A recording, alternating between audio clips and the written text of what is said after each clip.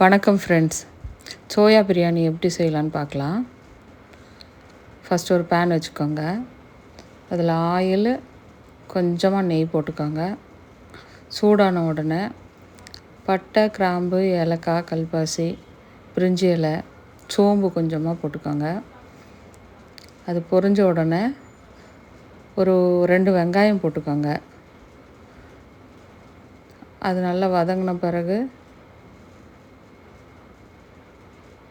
மூடி போட்டு வேக வைங்க. சீக்கிரமாக வேகும். அது வெந்த பிறகு வதங்கின பிறகு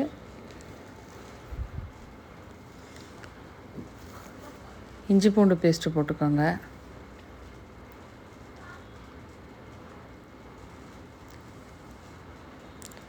இஞ்சி பூண்டு பேஸ்ட் போட்டுக்கோங்க.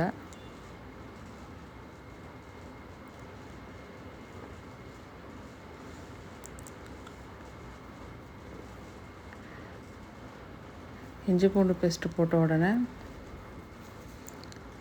சில்லி பவுடர், பிரியாணி மசாலா கொஞ்சம்,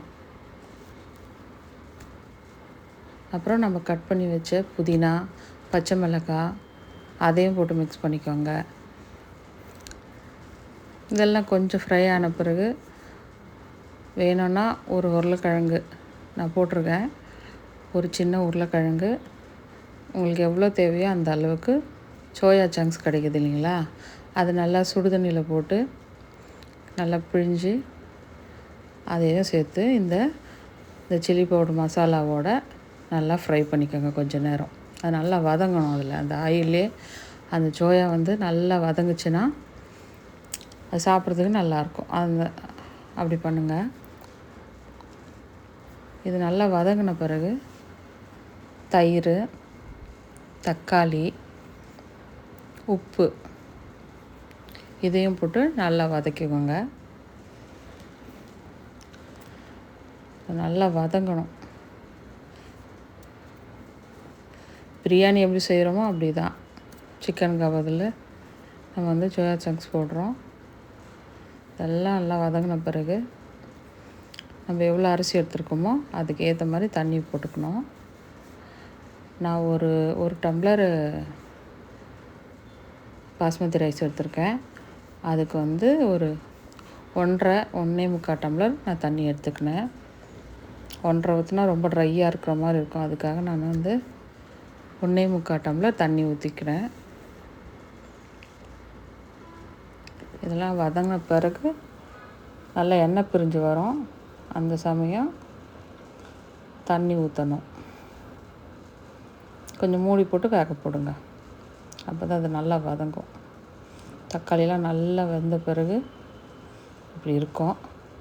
அது நீங்கள் என்ன பண்ணுங்கள், இப்போ தண்ணி அளந்து வச்சு அதில் தண்ணி விட்டுருங்க. தண்ணி கொதி வந்தோம், நல்ல ஒரு கொதி வரணும். தண்ணி மூடி போட்டு கொதிக்க விட்டுருங்க. நல்லா மூடி போட்டு கொதிக்கணும் தண்ணி. அப்போ தான் அந்த உருளைக்கிழங்கு, சோயா அதெல்லாம் கொஞ்சம் நல்லா குக் ஆகும். நல்லா கொதிக்க விட்டுட்டு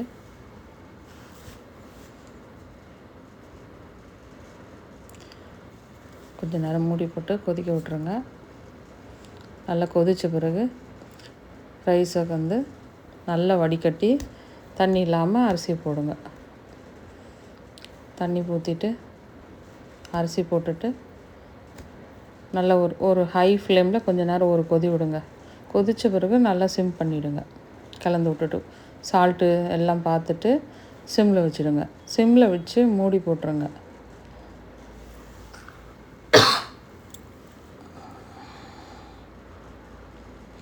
மூடி போட்டிங்கன்னா இந்த மாதிரி தண்ணி வற்றி ஓரளவுக்கு தண்ணி இருக்கும்.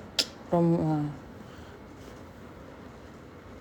இந்த மாதிரி அரிசி மேலே வந்த பிறகு நல்லா சிம் பண்ணிவிட்டு தம் போட்டுருங்க. கொஞ்சம் அது மேலே ஒரு 2 ஸ்பூன் நெய் விட்டுட்டு க்ளோஸ் பண்ணிட்டிங்கன்னா சிம்மில் ஒரு 15 மினிட்ஸ் வைக்கணுங்க. ஒரு 15 மினிட்ஸ் தம்மில் வச்சுடுங்க. நல்லா சிம் பண்ணிவிட்டு அடியில் ஏதாச்சும் தோசைக்கல் அந்த மாதிரி வச்சு நீங்கள் தம் போட்டிங்கன்னா நல்ல சூப்பரான சோயா பிரியாணி ரெடி ஆகிடும். இது என்னோடய ஸ்டைல் சோயா பிரியாணி. நான்வெஜ் சாப்பிடாத டைமில் இப்படி ட்ரை பண்ணலாம். நல்லா ஃப்ளேவர்ஃபுல்லாக நல்லாயிருக்கும். பார்த்திங்களா, இதை ஓப்பன் பண்ண ஒரு 15 மினிட்ஸ்க்கு அப்புறம் நம்ம இதை ஓப்பன் பண்ணும்போது இந்த மாதிரி நல்லா ரைஸ் போலன்னு இருக்கும். நான் 1.25 தான் தண்ணி வச்சேன்.